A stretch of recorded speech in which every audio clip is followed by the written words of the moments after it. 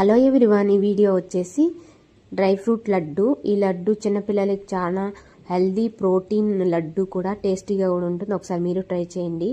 ప్యాన్లో బాదం పిస్తా వేసి ఫ్రై చేసుకొని బౌల్లోకి ట్రాన్స్ఫర్ చేసుకున్న తర్వాత melon seeds, pumpkin seeds, sunflower seeds, dry grapes, groundnut seeds వేసి ఫ్రై చేసుకొని ట్రాన్స్ఫర్ చేసుకోవాలి బౌల్లోకి.